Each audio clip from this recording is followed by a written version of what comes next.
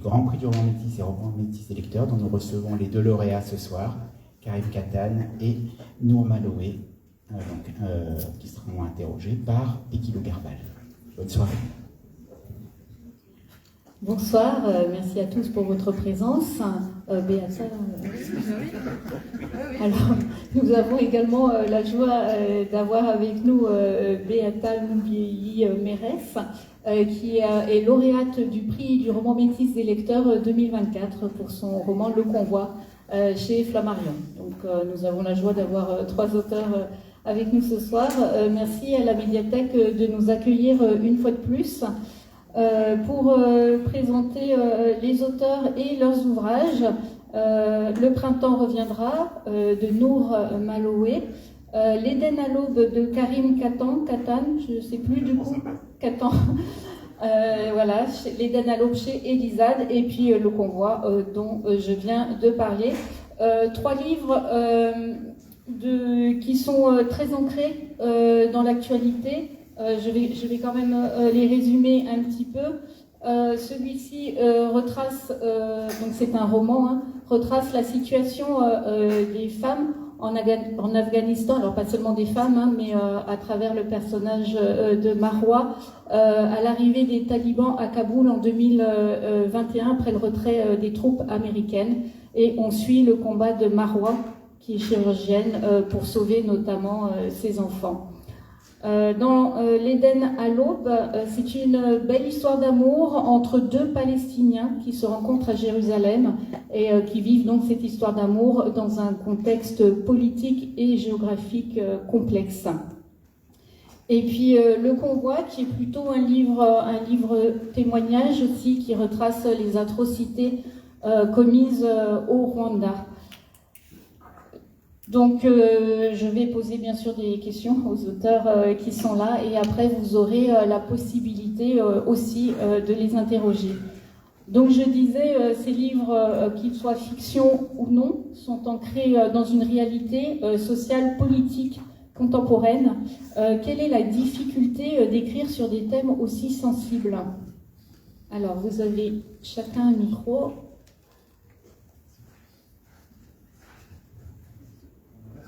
Normalement, voilà, il faut appuyer.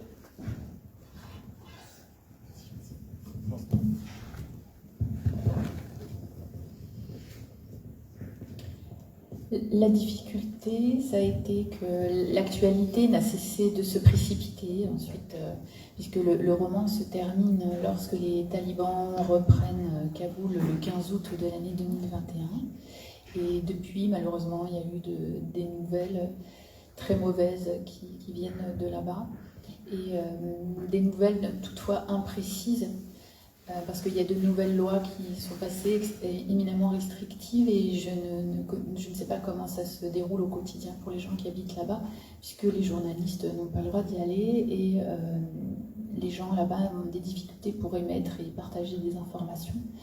Je ne sais pas si on reparlera ou pas tout à l'heure des nouvelles lois talibanes absolument inouïes. Oui. Donc voilà, donc c'est ma réponse.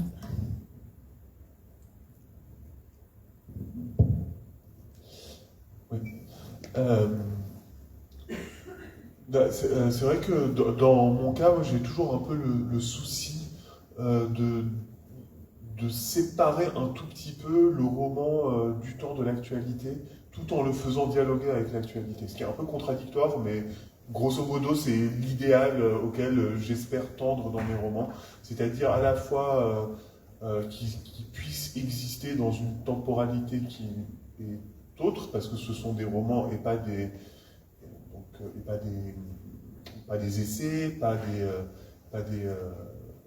chroniques, pas des articles journalistiques, mais des romans. Donc j'espère qu'ils peuvent vivre dans un temps qui est plus long et plus lent que celui, par exemple, de l'actualité de la Palestine, mais en même temps qu'ils ne paraissent pas non plus complètement déconnectés du réel politique, notamment de mon pays. Et donc réussir à faire un équilibre en fait en permanence entre ces deux choses, parce que de toute façon on le fait pour nous, c'est-à-dire que moi, que ça me plaise ou pas, je sais qu'on approche mon livre Les Daines à l'aube, qui a été écrit bien avant le 7 octobre et bien avant le génocide, à la lumière de ça. C'est un fait, c'est comme ça. Bon, voilà, le souci, c'est toujours comment, comment faire pour qu'un texte soit pertinent à son époque, en fait, tout simplement. En général, je pense même quand on n'écrit pas sur l'actualité, on veut que la chose soit pertinente, tout en ayant un souffle peut-être un peu plus long. Donc, et toi, Beata, donc sujet sensible, hein, puisque tu l'as vécu de près. Oui, et cependant, c'est déjà loin. Le génocide des Tutsis du Rwanda, c'était en 1994, donc ça fait 31 ans. Et moi, mon livre, justement, ça a été un récit raconté longtemps après, celui d'une enquête pour retrouver des images, pour retrouver les gens avec qui j'ai survécu dans ce fameux convoi humanitaire. Plus qu'une difficulté, moi je dirais que ce livre, quand je suis venue le présenter l'année dernière, eh bien, il continue à vivre, c'est-à-dire que je raconte une enquête. Quand il est sorti en janvier en 2024, j'avais retrouvé quelques personnes, quelques enfants avec lesquels j'avais fui, quelques humanitaires, mais la sortie du livre a accéléré l'enquête, c'est-à-dire que les 15 ans d'enquête que j'ai menée pour arriver à trouver une dizaine de personnes et quelques photos, la sortie du livre, sa médiatisation a permis que je retrouve encore plus de personnes, que des gens me contactent, que les gens me voient à la télévision, à la radio. Et depuis la sortie du livre, j'ai plus avancé en 2 ans qu'en 15 ans d'enquête. Et c'est pour ça que là, cette année, quand le livre de poche est sorti, il a fallu que je fasse une postface où je raconte tout ce que le livre a provoqué. Et c'est merveilleux quand la littérature permet ça, de réunir des gens et de continuer à écrire cette histoire ensemble. Et je terminais le convoi en disant mon récit à moi, ce n'est que la première pierre. Et je peux vous dire que 2 ans après, les gens que j'ai retrouvés sont à leur tour en train de construire ce récit. Il y a des survivantes que j'ai retrouvées, que j'accompagne pour écrire à leur tour leur livre. Un journaliste qui avait complètement fermé cette histoire du génocide des Tutsis. Et quand je l'ai retrouvé, il a dû réouvrir son armoire, mais aussi sa mémoire et son traumatisme. Il a retrouvé des photos. Et plus qu'une difficulté, alors moi en l'occurrence, c'est des bonnes surprises et un collectif qui s'est créé grâce à ce livre et qui continue de s'écrire, quoi. Est-ce que derrière ces écritures, il y avait justement cette volonté peut-être de faire bouger les choses ou de sensibiliser, de faire en sorte aussi que le regard des personnes change par rapport à ça?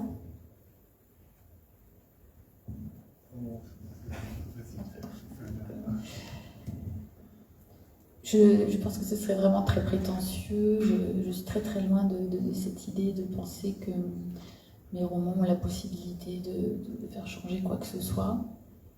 Après, ça permet un partage sur ce qui m'émeut peut-être et peut-être voilà, me heurte tellement que ça m'embarrasse. Et du coup, de l'écrire, ça permet un partage avec d'autres personnes peut-être qui vont diriger leur intérêt, leur attention vers ce sujet qui m'accable, et après une conversation, mais peut-être les personnes qui s'y intéressent déjà quelque part, elles ont l'esprit disposé ou prédisposé à cette rencontre et à ces conversations. Oui, alors c'est un peu, je pense, un peu l'un des paradoxes de ce qu'on fait quand on écrit, c'est qu'à la fois, on sait très bien qu'un livre ne change certainement pas le monde, et surtout un livre ne peut, alors en l'occurrence, disons pour la Palestine, mais ça s'applique à plein d'autres situations, un livre ne peut rien contre une machine de guerre financée à des milliards en soi. Donc voilà, ça peut pas grand-chose, mais on croit quand même que ça peut. quelque chose. Je pense que sinon, on n'écrirait pas. Enfin, au fond, on se dit, ça a fait quelque chose. Et bon, on entend que ça fait des choses. Donc, enfin, voilà, je pense qu'il y a un paradoxe toujours dans l'écriture. On veut que ça change le monde, que ça répare quelque chose dans le monde, tout en sachant très bien qu'à notre échelle, on ne peut pas faire grand-chose. Après, en ce qui me concerne, il y a vraiment la question, depuis 2 ans, on me dit souvent voilà, que mes romans, ça permet d'humaniser les Palestiniens, je ne sais pas quoi, et moi, à chaque fois, enfin, si vous avez besoin de lire un livre pour humaniser les Palestiniens, franchement, je veux dire, c'est pathologique. La pathologie n'est pas chez moi, mais chez ceux qui ont besoin dans un roman, enfin, d'utiliser un roman pour trouver que des êtres humains sont des humains. Moi, j'écris jamais des romans pour faire bouger les lignes. Si ça le fait, je suis content, mais c'est pas forcément mon objectif premier. Ça va être mon objectif dans ma vie je sais pas, on va dire, ma vie activiste ou ma vie militante ou ma vie dans cet aspect-là. Bien sûr, les livres sont politiques, mais différemment. Donc je suis content quand ça arrive, mais c'est rarement un objectif. Et souvent, quand ça marche, voilà, typiquement quand on me dit que ça humanise les hommes palestiniens, je trouve ça toujours très très suspect. Mais voilà, je suis très ambivalent par rapport à cette question parce que j'y crois en fait vraiment. Au fond, c'est un peu comme pour moi, c'est l'exemple, c'est toujours la prière. Enfin, je suis pas croyant du tout en fait. Mais quand je suis quand je suis dans une église, je suis dans une famille chrétienne, je fais quand même une prière au cas où. Enfin, au fond, j'y crois quand même un peu. Enfin, il y a cette ambivalence-là. J'y crois pas, mais j'y crois.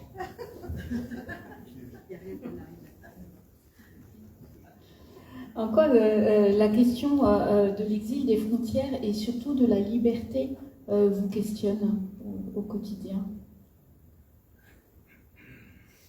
Vaste question.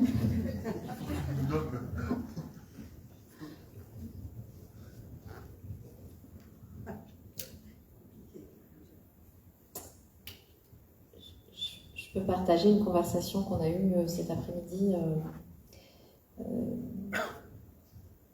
Karine, comme moi, sommes naturalisés français, en plus de nos nationalités rwandaises et palestiniennes, et on parlait du jour où on a pris conscience du privilège qu'on avait de voyager sans se poser la question de est-ce qu'il faut un visa, combien de temps il va me falloir pour avoir un visa, etc.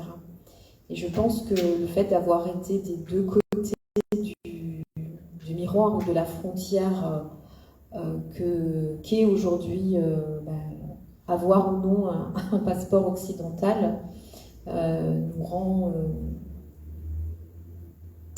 particulièrement sensible à ça. Et toi qui travailles beaucoup avec des personnes, qui a travaillé beaucoup avec des personnes en situation dite irrégulière. Mais il y a les frontières qui sont dressées de plus en plus, qui sont devenues meurtrières. Frontex, etc. Mais puisqu'on est dans une bibliothèque, moi je pense qu'il faut aussi, et c'est ce qu'on essaye de faire je pense avec nos livres, moi j'ai pris à mon compte la fameuse phrase, enfin pas fameuse, mais une phrase de David Foster Wallace, l'écrivain américain, qui disait que la bonne littérature était faite pour déranger les gens confortables et réconforter les gens dérangés. Et je pense qu'il y a d'autres frontières aujourd'hui qui gagnent énormément du terrain, qui sont des frontières qui font que l'autre est déshumanisé, que l'autre est un danger, que l'étranger est diabolisé. Et ça passe par un récit, par un narratif dans les médias, dans des médias d'extrême droite qui ont beaucoup d'argent, financés par des milliardaires qui ont beaucoup d'argent. Et cette petite musique est devenue, c'est même plus une petite musique, quoi. C'est la fanfare au quotidien, partout. Et dans les livres aussi. C'est les best-sellers des hommes d'extrême droite. Et ces frontières-là, finalement, elles sont invisibles, mais elles sont en train de se dresser et et en tant que gens qui racontons des histoires, qui sommes très conscients de ce qu'on fait dire aux mots, de comment on transforme les mots et du récit qu'on rend acceptable, je pense que oui, nos livres sont aussi là pour, non pas réhumaniser, mais en tout cas, moi, le convoi, et je suis allée dans un lycée avec les classes de première, je regarde Stéphane qui est là, le professeur de français, et chaque fois que j'interviens dans les lycées, c'est pas uniquement pour leur parler de ce que j'ai vécu il y a 30 ans, même si, parce que je l'ai vécu à l'âge qu'ils ont aujourd'hui, 15 ans, j'étais lycéenne, je leur dis, voilà, en fait, moi, ce que j'ai vécu à 30 ans, aujourd'hui, j'ai peur aussi, ici et maintenant, en France. Donc ces frontières-là, celles qui sont des frontières mentales, qui sont des frontières de récit, j'essaie de les alerter à ce propos. Est-ce que la lecture, alors j'ai bien entendu tout à l'heure que la littérature ne pouvait peut-être pas grand-chose pour faire bouger les choses, mais est-ce que ça peut être quand même un facteur de liberté, voire de résilience, autant pour l'auteur que pour le lecteur d'ailleurs?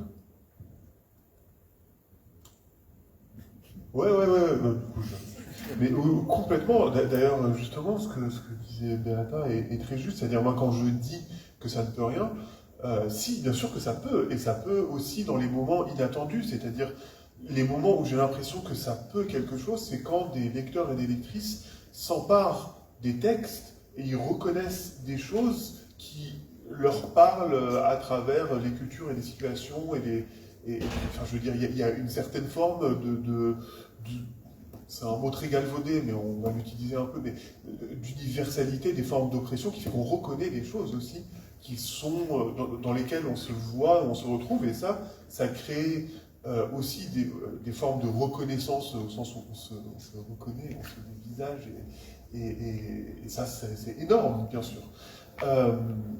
Ouais, alors la résilience, bon, c'est un mot que, par exemple, nous les Palestiniens, c'est vrai qu'on est un peu circonspect autour de ce mot parce que souvent enfin, moi je voudrais être libre en fait plutôt que résilient. J'aimerais ne pas avoir à être résilient, je pense surtout. Donc la résilience, parfois c'est une forme de malédiction.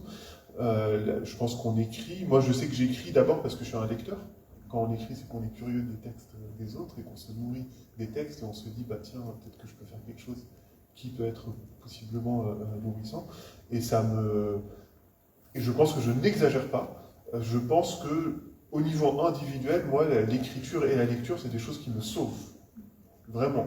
Je ne sais pas ce que je ferais sans. Et ça me sauve aussi, voilà, notamment, enfin, dans mon imaginaire et de l'influence de cette symphonie d'extrême droite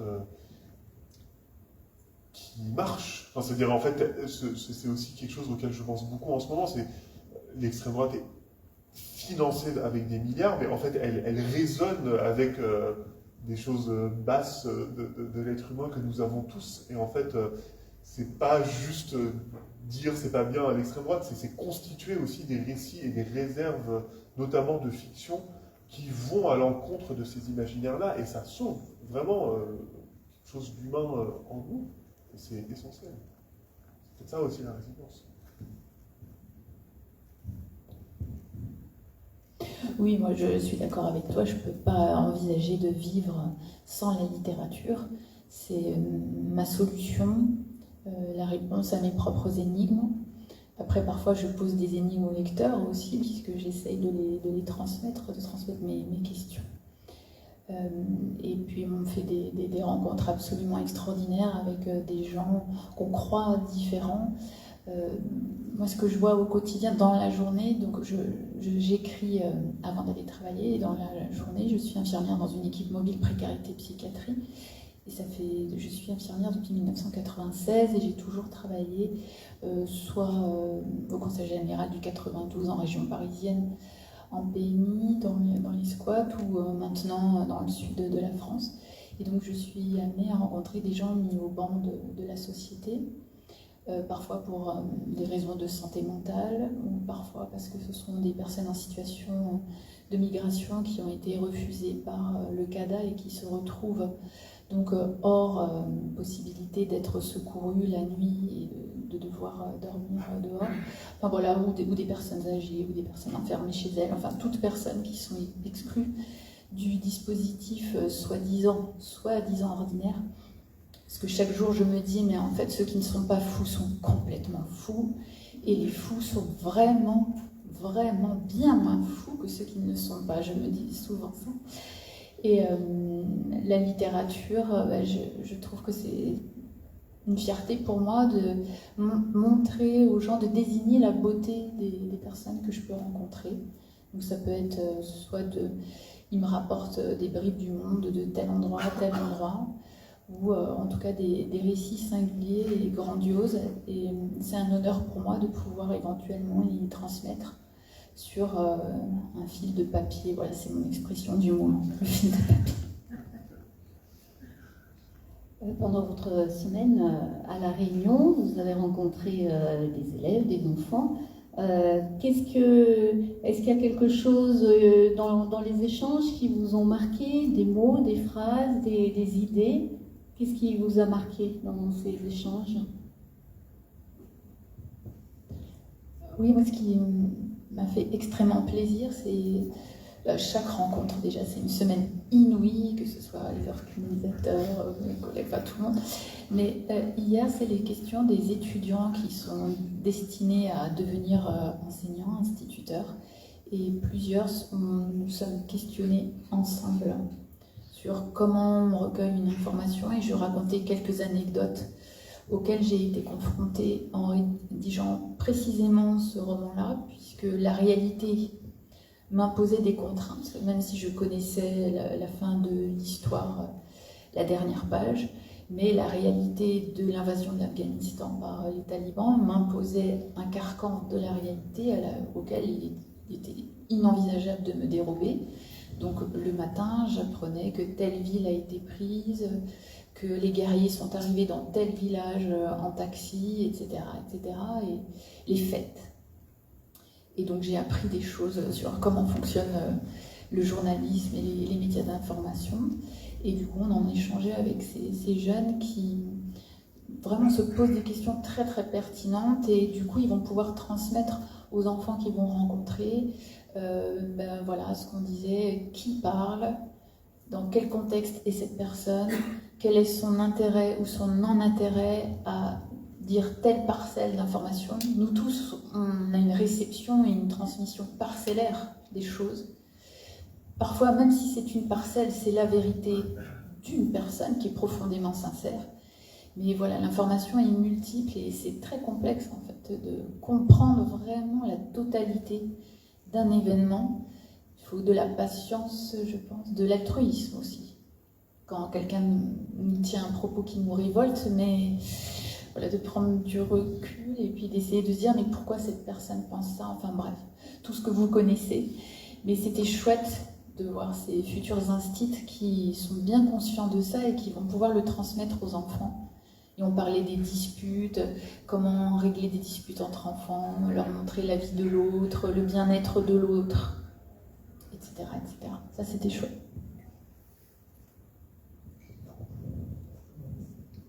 Alors moi, je suis venue avec un autre livre dans ma valise, et je remercie vraiment la Réunion des livres d'avoir pu organiser des rencontres que j'ai faites avec des écoles, dans une école avec des classes de maternelle et de CP, parce que j'ai un album jeunesse qui s'appelle Peau d'épices, qui parle de métissage, que j'ai écrit bien avant de connaître la Réunion, sauf que tous les fruits qui sont dans ce livre sont des fruits qui poussent à la Réunion, et de pouvoir aller à la rencontre des petits. C'était vraiment le côté léger, et voilà, il y a le côté très sérieux et parfois difficile avec le convoi, mais d'avoir eu cet interlude avec les enfants, c'était extrêmement doux. Et c'est un livre qui parle notamment de nostalgie. Qu'est-ce que c'est qu'avoir la nostalgie? Et je garde vraiment précieusement la conversation qu'on a eue avec les enfants, notamment de CP qui ont dit chacun de quoi ils avaient la nostalgie. Je regarde Philippe parce qu'on était ensemble. Et c'était... c'est aussi ça la littérature dès le plus jeune âge. Et je pense qu'on écrit tous et toutes depuis une certaine nostalgie. La première étant celle de l'enfance. C'est d'accompagner les enfants aussi à mettre des mots comme cela sur des émotions et de se dire que c'est ça, c'est la nostalgie, c'est quelque chose qui est triste et doux à la fois et la littérature permet ça, même la littérature jeunesse, quoi.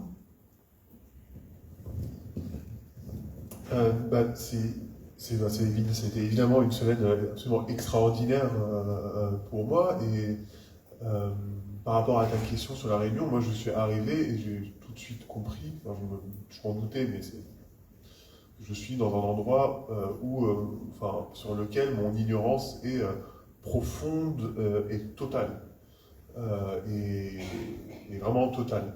Et ce qui est toujours marrant dans les rencontres littéraires, c'est que le format, c'est on nous pose des questions et on répond, et souvent on a plutôt envie, nous, de poser des questions aux gens. Donc, il y a vraiment...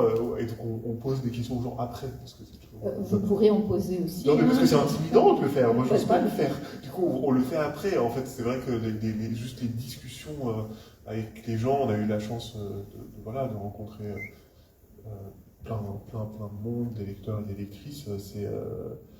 J'en apprends un tas tous les jours et c'est absolument extraordinaire. Alors dites-nous maintenant comment vous vous y prenez pour écrire un livre. Comment j'ai l'idée, quels sont les différents rituels. Je sais qu'il y a des rituels assez différents, il y en a qui écrivent tous les jours, il y en a qui écrivent plusieurs livres à la fois. Comment ça se passe?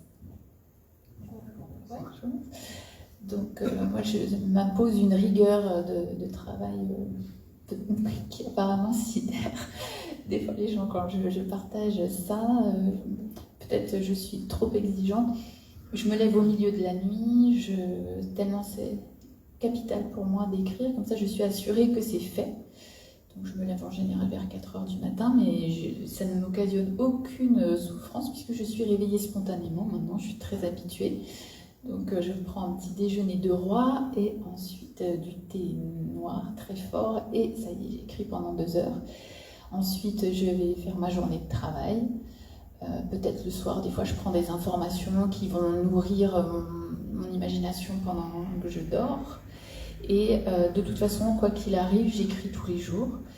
Et c'est pour ça que j'écris plusieurs romans en même temps. Alors le lundi, mardi, mercredi, je peux écrire ce roman-là. Le jeudi, je me dis, ah ben non, tiens, en fait, je vais apporter des petites touches. D'autant plus que toujours la réalité m'inspire beaucoup.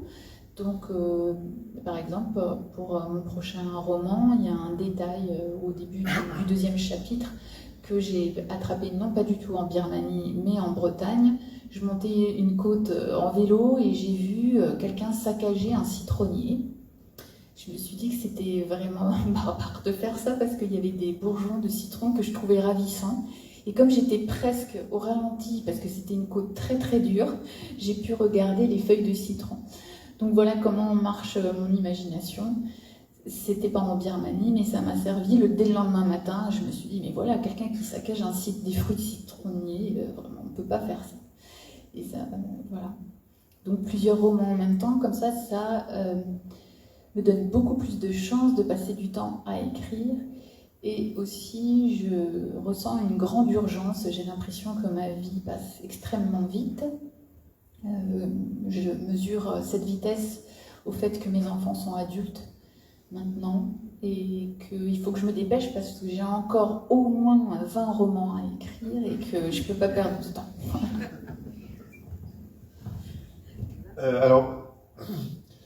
Moi, parce qu'on a déjà pas mal réfléchi à cette question plusieurs fois, et en fait, je crois que je vais répondre l'inverse de ce que j'ai dit la dernière fois que j'ai répondu à cette question.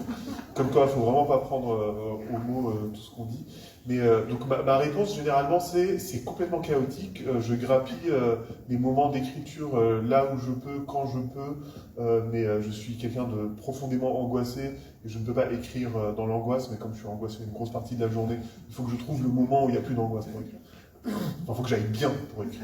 Si ça va pas, je ne peux pas écrire. S'il y a un souci, quel qu'il soit, financier, intellectuel, de santé, ça marche pas. Donc il faut que ce soit dans une espèce de stabilité un peu, ou de semi-stabilité. Mais comme plusieurs fois tu as mentionné cette histoire, enfin cette réalité, je veux dire, de se lever dans la nuit pour écrire, je me suis rappelé d'un truc que j'avais complètement oublié alors qu'il s'agit d'il y a 3 mois. En fait, je crois que aussi, pour moi, chaque roman, il obéit à des règles qui sont siennes et qui changent de roman en roman, d'écriture de roman en roman. Donc là, je viens de finir un très court roman que j'ai écrit avec un sentiment d'urgence.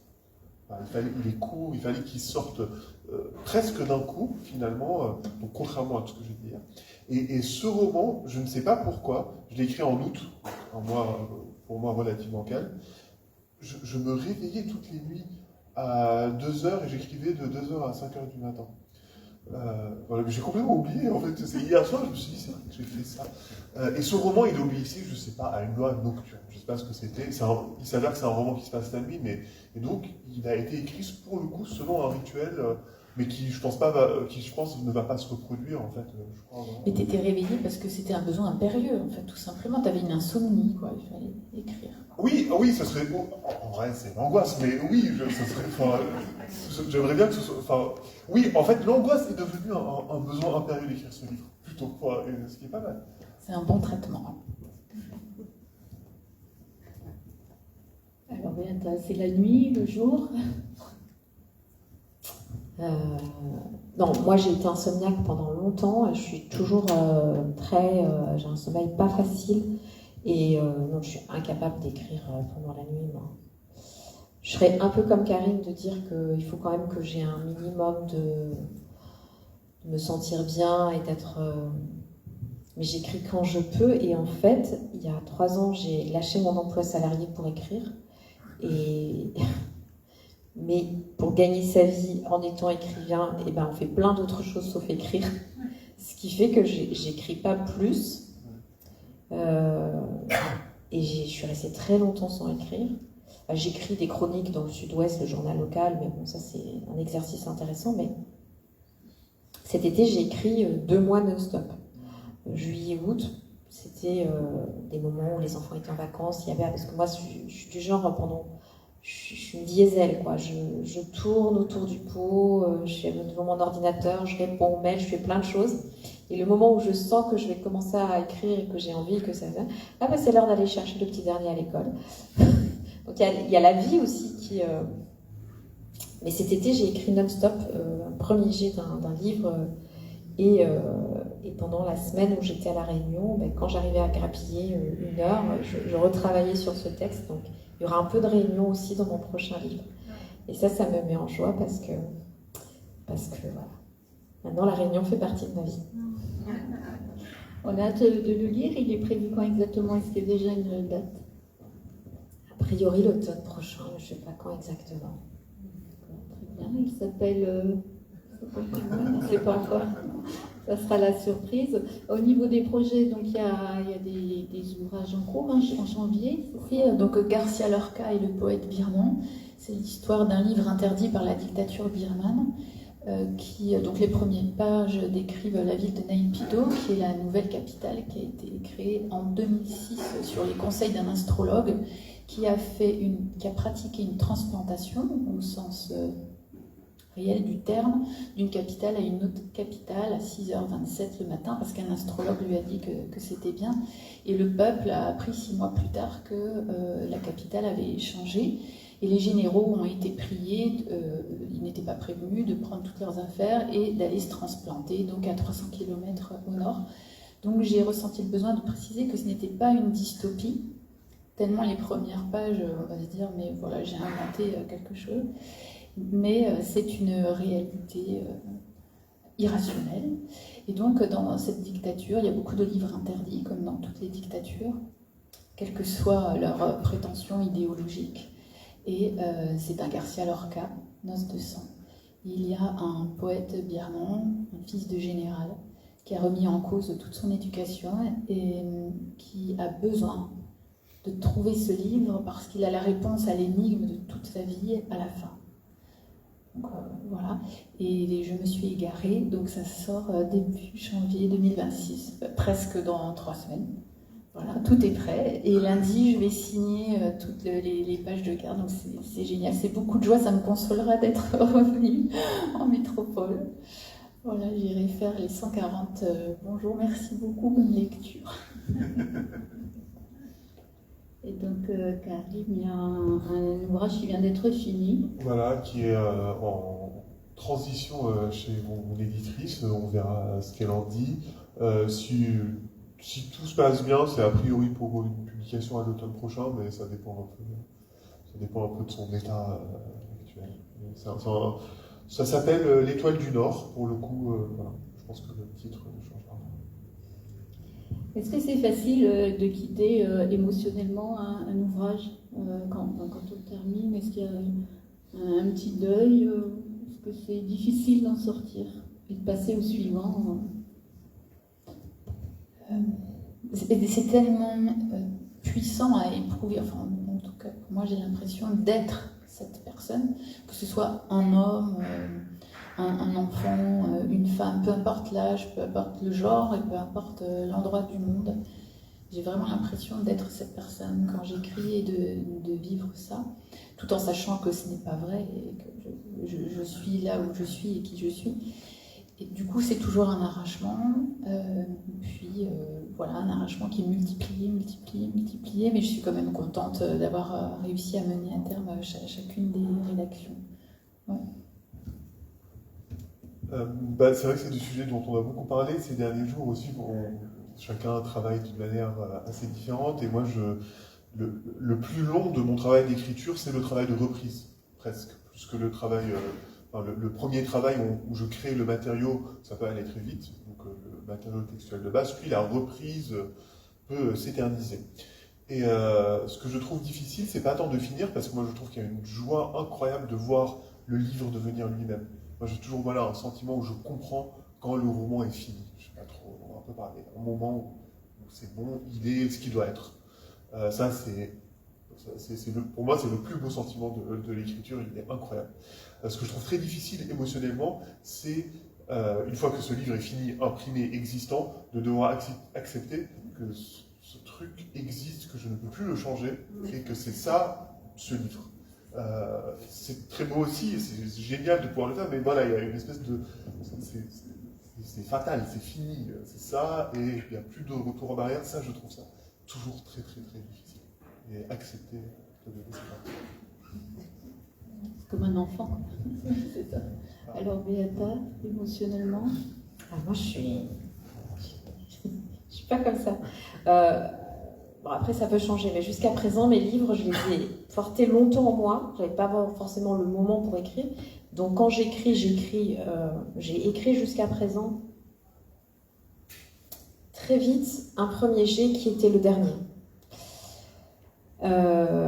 Et avec très peu de retravail demandé par les éditeurs. Et en fait, moi, quand je termine le livre, j'ai plus envie de revenir dessus. Maintenant, de temps en temps, quand même, il y a besoin de retravailler. Il peut y avoir des suggestions.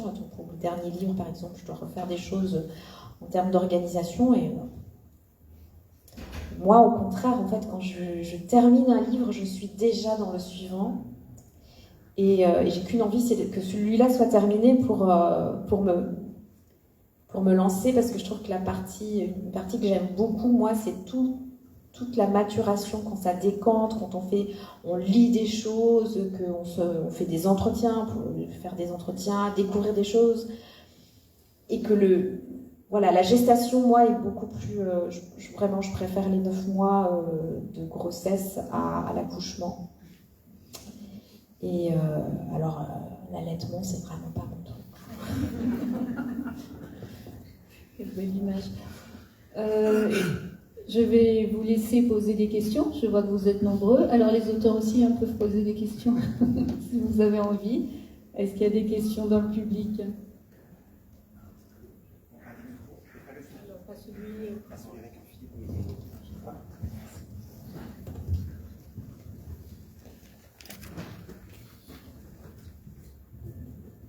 Bonsoir. Karine, je voudrais savoir, parce que dans ce roman magnifique, il y a des contes qui sont merveilleux, et je voudrais savoir si tu n'as pas envie d'avoir un recueil de contes qui pourrait bercer ma vieillesse. Zéro pression. Mais en fait, justement, quand tu parlais des Adam, moi, une chose que j'aimerais beaucoup faire, mais que je ne l'ai jamais faite, et j'ai l'impression que c'est très difficile, mais je sais pas, j'aimerais beaucoup écrire pour les enfants. Désolé, mais vraiment, essayer d'écrire des contes pour les enfants, adopter cette écriture-là, c'est quelque chose que j'aimerais faire, mais qui me semble extrêmement difficile. Oui, les contes, moi j'adore ça, enfin, j'adore l'imaginaire, donc écoute, je vais méditer sur cette suggestion. Il me reste de très nombreuses années avant de devoir bercer ta vieillesse, je pense. Donc, mais pour enfants, c'est quelque chose que j'aimerais beaucoup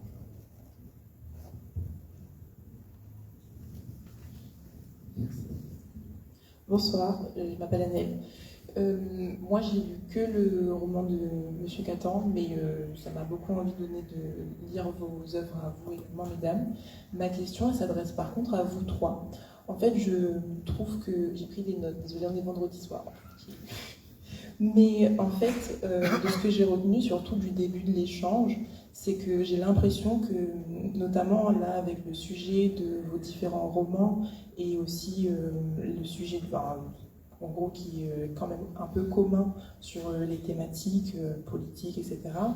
Et il y a également peut-être, est-ce qu'il n'y a pas, j'ai l'impression qu'il y a aussi cette injonction d'ajouter justement une connotation, un engagement politique, cette obligation un peu de dire est-ce que ça vous permet à vous de vous engager, est-ce que vous avez cette obligation de le faire.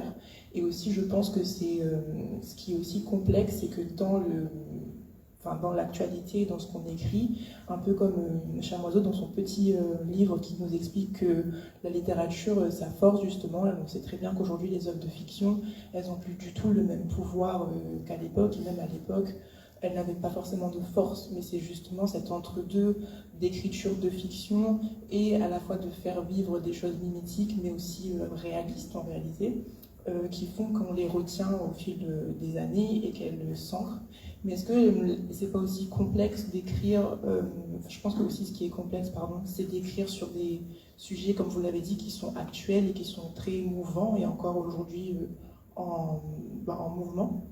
Mais vous, si vous souhaiteriez, parce qu'au-delà, même si c'est compliqué de s'en détacher, des injonctions, tout ce qui est politique, militant et autres, qu'est-ce que lorsqu'on lit vos récits, notamment, on tient par exemple une histoire simplement d'amour, aussi une histoire de vie, parce que c'est deux personnes qui ont le droit aussi de vivre et d'exister en dehors de ces réalités, mais qu'est-ce que quand on lit, nous en tant que lecteurs, vous souhaiteriez qu'on retienne de vos œuvres justement ?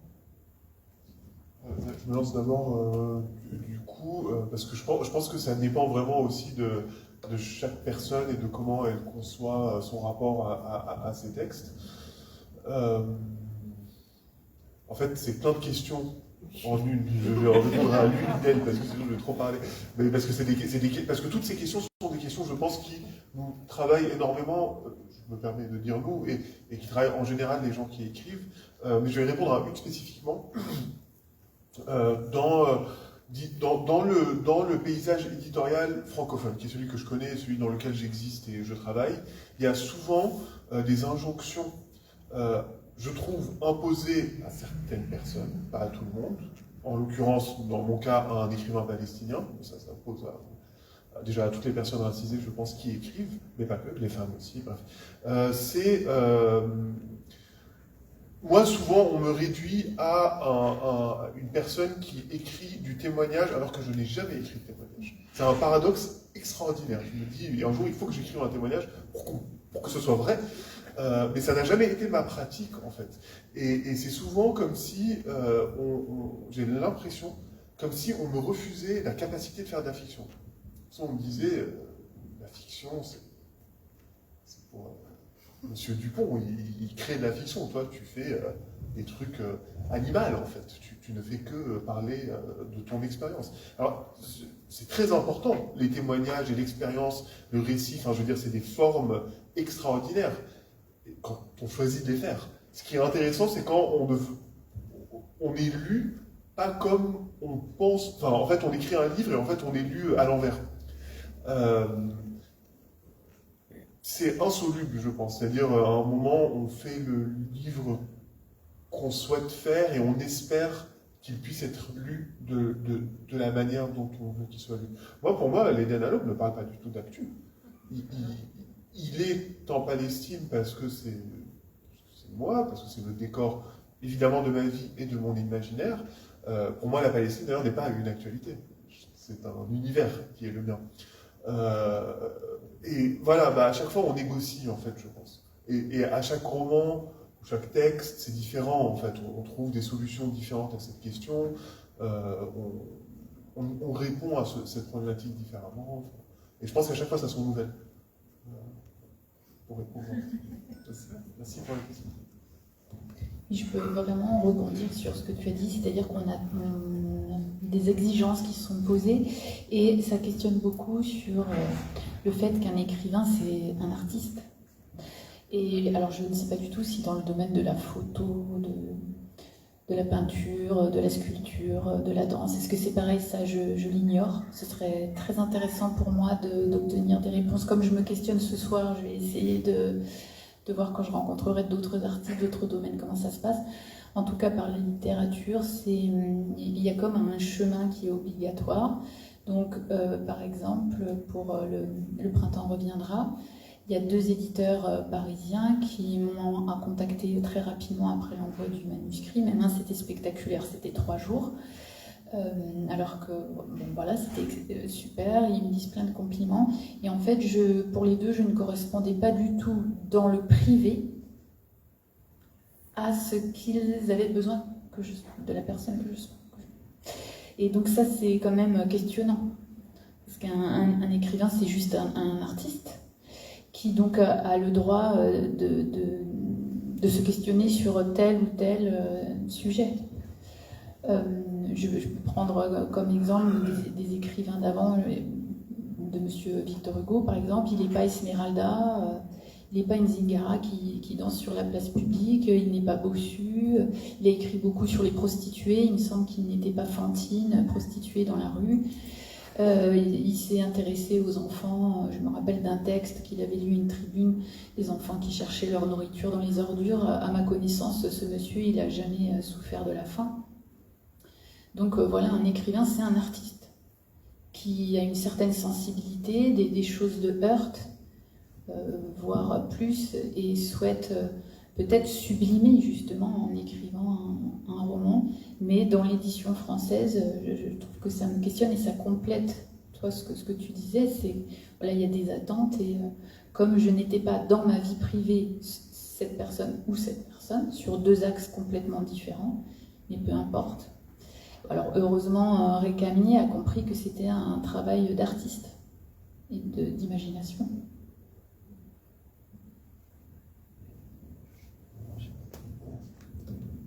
Moi, je rejoins ce que disait Karim sur le fait. Moi, j'ai écrit 4 fictions, recueils de nouvelles et romans.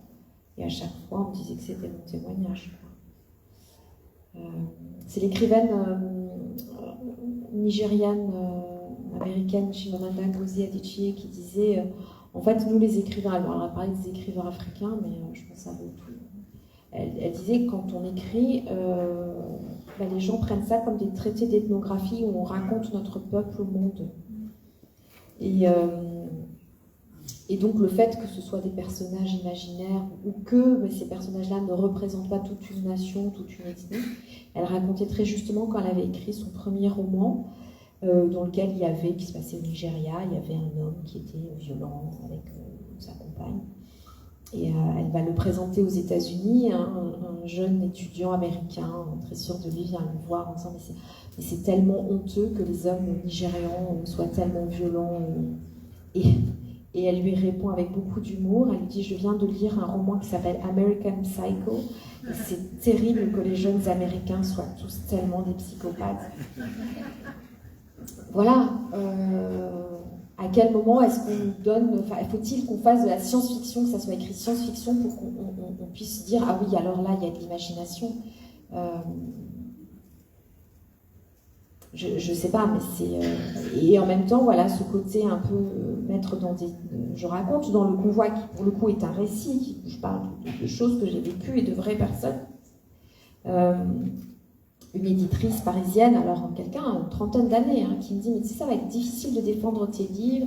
On parlait à l'époque de les faire traduire, parce qu'elle me dit mais il y a déjà une Rwandaise, il y a déjà une écrivaine rwandaise dans le paysage. Imaginez qu'on puisse dire à un écrivain parisien, ah mais en fait il y a déjà un écrivain parisien, hein, pas voilà. Donc c'est de dire ah bah oui, on remplit des cases et on va parler pour tous les gens comme toi. Tous les éditeurs et les éditrices ne sont pas comme ça, heureusement. Heureusement, mais c'est 3 symptômes, expliqués différemment, mais 3 symptômes du même problème. Et il y a cette idée aussi de représentativité, surtout dans la littérature. En fait, elle est hyper compliquée parce que en effet, enfin, je sais pas, moi, mes personnages ne sont pas des représentants de la Palestine. Les Palestiniens ne sont pas monolithiques. Moi-même, je ne suis pas une incarnation du Palestinien. Souvent, quand on me fait parler sur la Palestine, je rappelle que, encore une fois, j'ai un passeport français. Ça a fait, je veux dire, je peux me déplacer. J'ai une immense chance d'être ici. Enfin, j'ai une mobilité incroyable. Je parle français. Je viens d'une certaine classe sociale qui existe, mais qui n'est pas non plus le monde entier. Je veux dire, il y a des choses qui situent les gens, qui font que, déjà, on ne peut pas parler je peux, à la limite, parler au nom des personnes qui sont comme moi, et encore. Et surtout, dans le roman, je n'ai pas envie de faire ça. C'est des personnages... parce que ça impose aussi une moralité à ces personnages. On peut me dire, mais il faut montrer des super Palestiniens. Mais en fait, les Palestiniens, comme tout peuple, sont... Il y a des gens sympas et des bâtards. Et en fait, de niveler ça, c'est aussi, pour le coup, pour reprendre ce terme, déshumaniser complètement une population. Donc c'est vraiment hyper compliqué.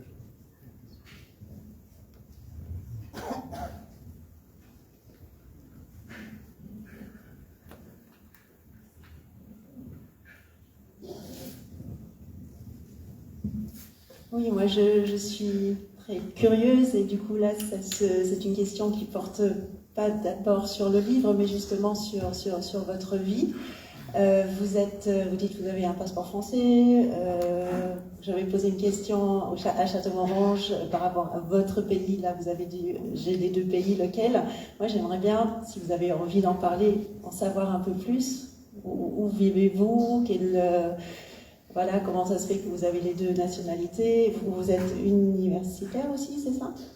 Non, pas du tout. Moi? Oui. Ah oui, pardon. Non, bah là je suis écrivain, je vis de l'écriture depuis quelques années. Moi je vis, je vivais, il fut un temps entre la France et la Palestine, maintenant je vis en France. Ma famille est en Palestine. J'étais à l'école française pour toutes sortes de raisons. Depuis la maternelle à Jérusalem. Et donc c'est pour ça que j'ai accès au français. Après, c'est pas très intéressant pour moi, mais ce qui peut, par exemple, peut être intéressant, c'est juste les Palestiniens ne sont pas francophones. Il n'y a pas eu le mandat français, il y a eu un mandat britannique, donc les Palestiniens sont évidemment arabophones et dans un deuxième temps anglophones. Donc la francophonie, c'est un peu une bizarrerie numérique. Et ça fait par exemple que moi, quand j'écris des textes en français, ce n'est pas des textes qui sont accessibles aux Palestiniens.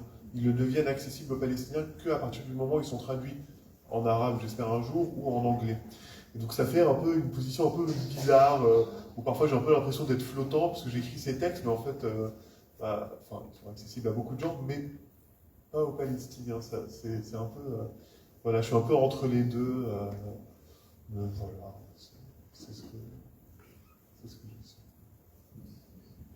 Vous étiez, dites là, ça fait quelques années que vous vivez, que vous écrivez, et avant vous étiez universitaire? Ouais, j'ai travaillé à l'université, puis j'ai travaillé dans le milieu de l'art contemporain et dans toutes sortes de choses. J'ai encore une question pour Nour Malové. Est-ce que, pareil, il me semble que vous l'avez dit un petit peu à Château-Morange, il n'y a pas de... Si je me rappelle bien, vous avez dit que vous avez lu un un article et vous avez ressenti cette envie d'écrire sur l'Afghanistan, ou est-ce que vous avez aussi un autre lien avec ce pays? J'ai été captivée autrefois par le roman de Kessel, Les Cavaliers, qui a beaucoup marqué ma mémoire. Mon lien davantage avec Marwa, c'est le fait que c'est une femme universelle et intemporelle, qu'elle ressent, elle a des aspirations très ordinaires et très nobles, parce que dans l'ordinaire, je vois beaucoup de noblesse.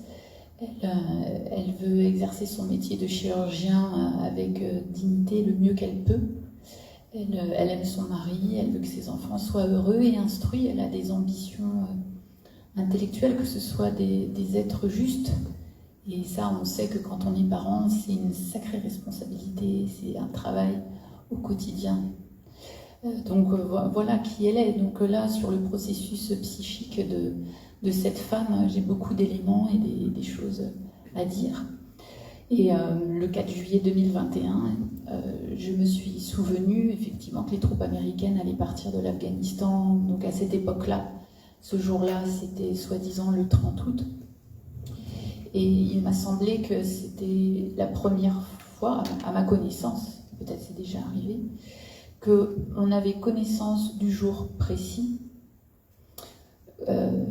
pouvoir dater le moment où les guerriers vont prendre d'assaut un territoire. On le sait de façon imprécise, à 2 jours près, à 3 jours près. Mais là, le 30 août, il m'a semblé que c'était une situation bien singulière et peut-être qu'il pouvait majorer potentiellement une angoisse. Et d'ailleurs, le roman est écrit comme si chaque jour était perdu. Chaque jour, c'est un pétale qui s'en va. Chaque jour, c'est quelque chose, un espoir qui se détériore. Et voilà. Et souvent, mes idées de roman me viennent comme des fulgurances. Je me lève le matin. Notamment là, je viens de finir la rédaction d'un roman. Le matin du 12 mai, vous m'auriez dit « Est-ce que vous allez écrire un roman sur ce sujet-là » J'aurais répondu « Mais non, c'est tellement prétentieux, tellement ambitieux, je suis absolument incapable. » Et voilà, je passe ma journée tranquille, je m'endors et paf, à 2h du matin.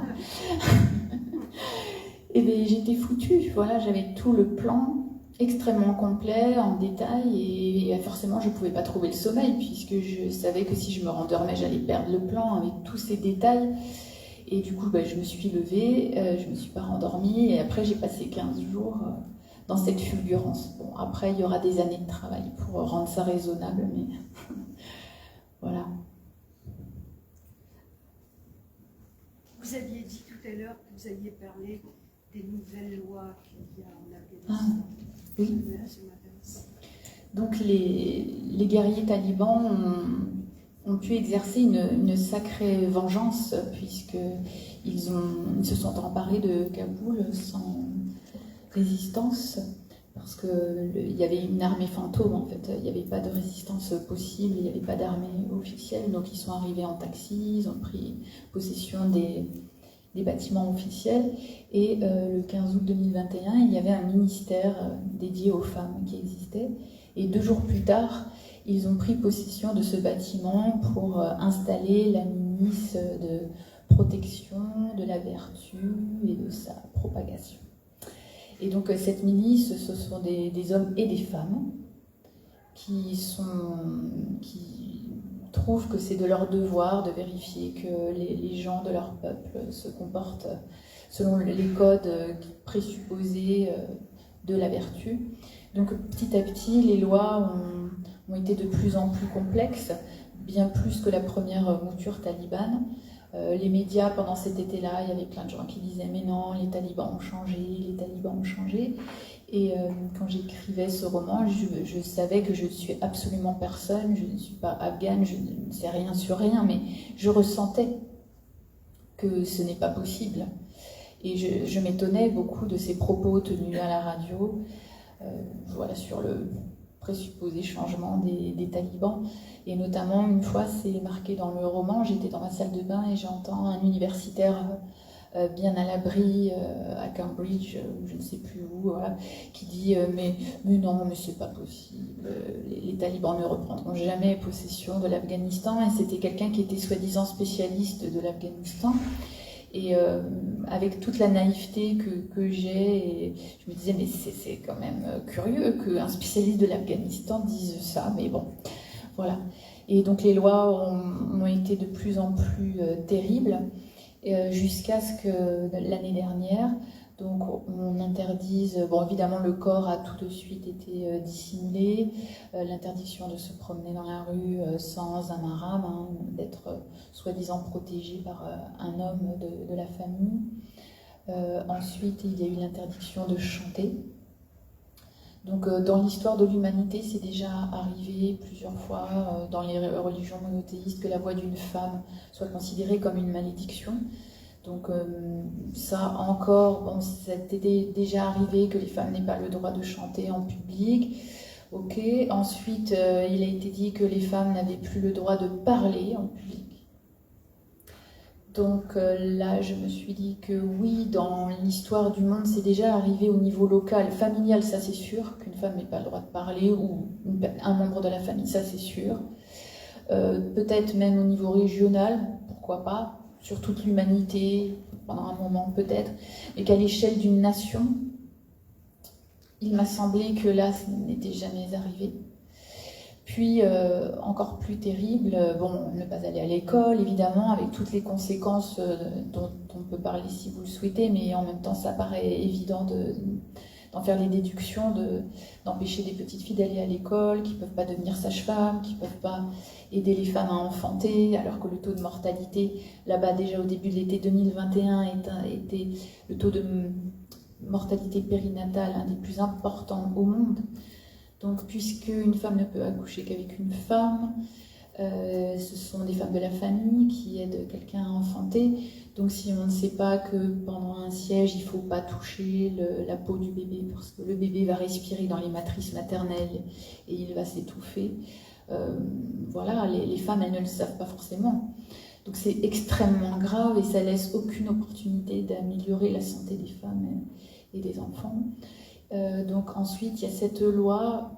Souvent, je me dis que ce soit dans mon quotidien d'infirmière ou quand je m'intéresse aux gens qui habitent sur cette planète, qui m'intéressent énormément, donc je prends des nouvelles de partout dans le monde, je me dis, mais mes cauchemars, même dans mes cauchemars, je n'ose même pas imaginer ça. Toute cette violence n'est même pas concevable dans mon imagination. Et pourtant, j'ai beaucoup d'imagination.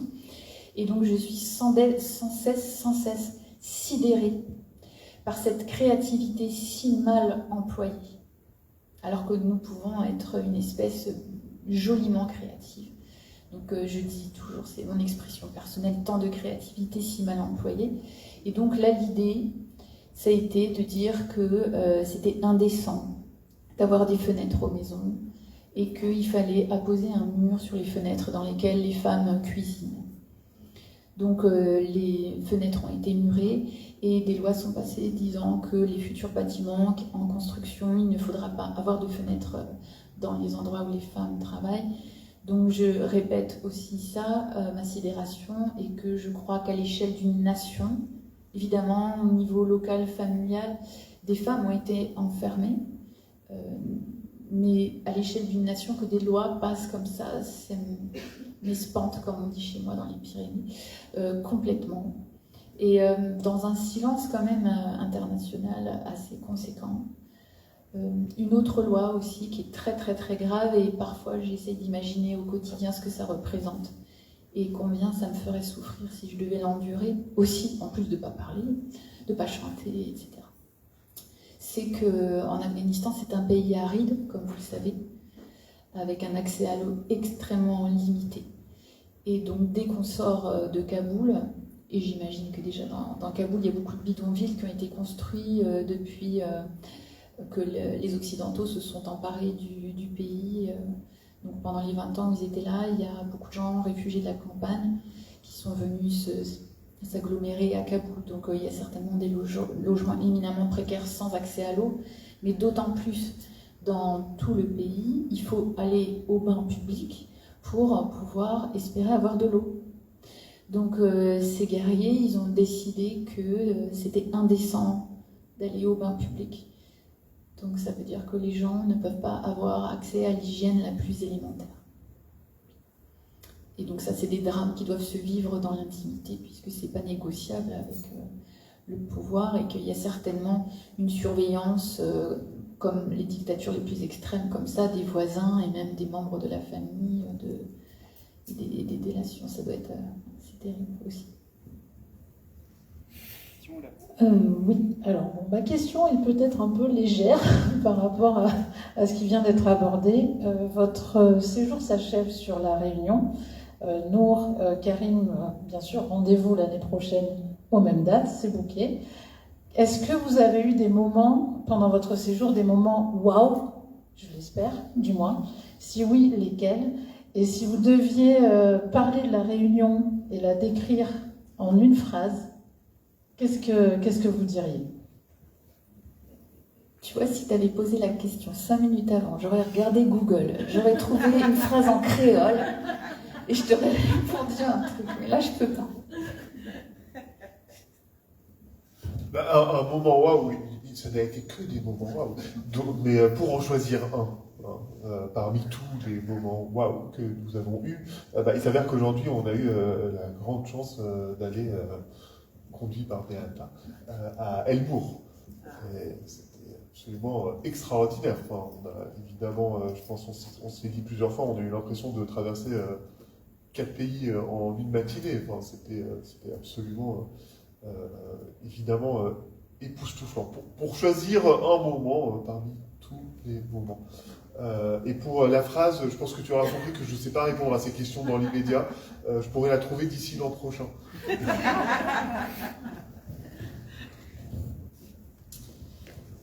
Ouais, en fait, on pourrait faire pas mal de choses, de textes pour l'Office du tourisme de Saint-Denis, voire de La Réunion.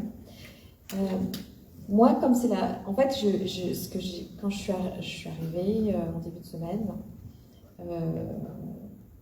j'ai dit à Philippe, à Sandra, à Yannick de La Réunion des Livres, j'ai traversé toute cette année en sachant que la première semaine de décembre, je revenais à Saint-Denis et c'était comme un soleil qui m'a accompagnée toute l'année, quoi. Et donc c'est pas un moment waouh, mais c'est revenir à un endroit où on sait qu'on va être heureux de revoir des gens, des visages. Je regarde Sonia. Enfin, un truc extraordinaire, ça a été par exemple hier soir. Le jury des lecteurs de Saint-Denis, du prix des lecteurs de Saint-Denis, que j'avais rencontré l'année dernière, m'ont invité et on a repassé une soirée ensemble. Et en fait, mais j'étais comme, pas de retour à la maison, mais de retour dans un endroit avec des gens. Pour moi, La Réunion, c'est avant tout des gens. Le paysage est magnifique, le climat est idéal, tout ça. Mais pour moi, ce sont des gens que j'ai rencontrés l'année dernière, qui m'ont accueilli de façon inconditionnelle, qui ont accueilli mon histoire, qui ont accueilli la personne que j'étais, qui ont été d'une générosité incroyable. Et je revenais pas à La Réunion, je revenais à vous revoir vous, et je sais que ce lien-là, eh bien, même si je ne reviens jamais à La Réunion, il sera là. Et ça, c'est pas un moment waouh, c'est un lien qui s'est créé, et donc merci beaucoup.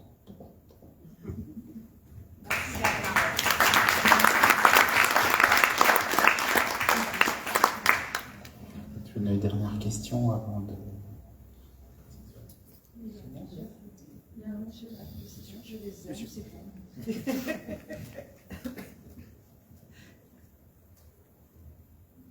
Sans parler politique, sans parler religion, vous venez de pays qui ont souffert. Je voulais savoir, vos écrits, c'est plus pour le futur, pour qu'il y ait une coopération entre les peuples, enfin, entre ceux qui ont souffert et ceux qui ont sévi, ou c'est plus pour vous, pour le présent, pour ne pas oublier, ou autre?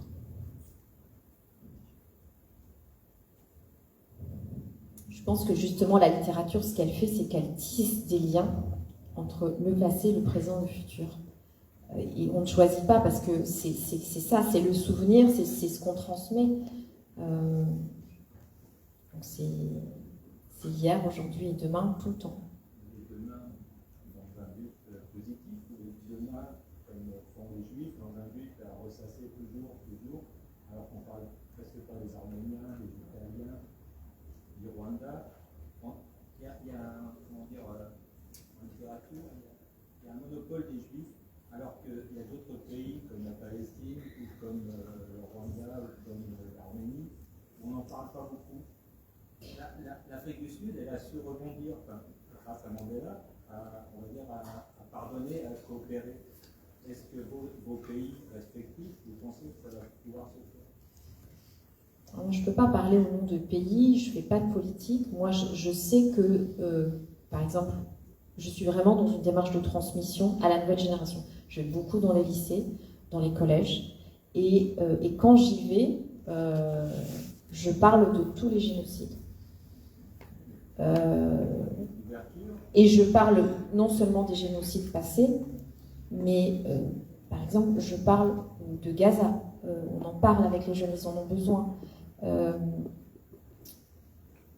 Je trouve que ça n'a aucun intérêt d'avoir été victime si c'est pour s'enfermer dans une concurrence de mémoire ou dans une concurrence de moi j'ai plus souffert que toi.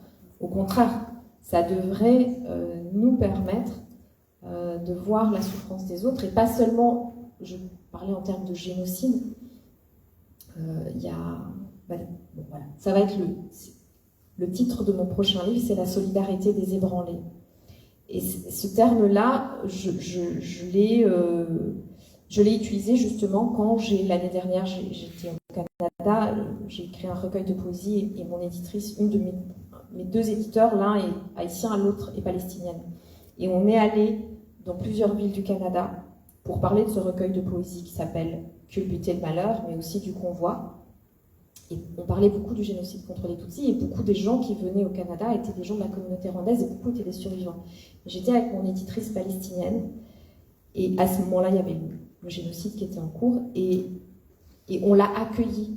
Avec notre histoire, on l'a accueilli dans la nôtre et c'est ça, je pense, qui est important. C'est cette idée de solidarité des ébranlés qui m'a permis, moi, de m'engager dans des combats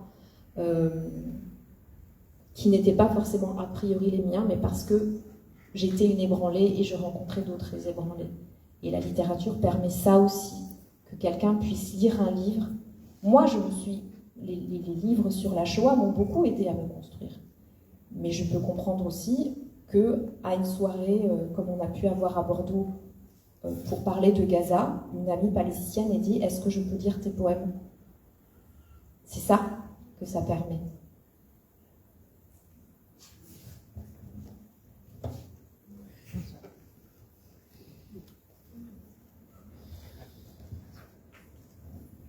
Eh bien, merci à vous trois, merci Karim Katan, merci Norma Loé, merci Beata Moutier-Maîtresse. La soirée, évidemment, merci à la Réunion des Livres.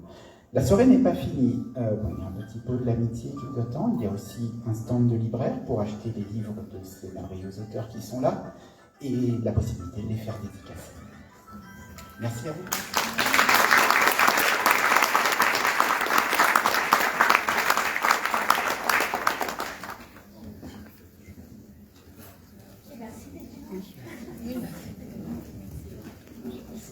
Merci.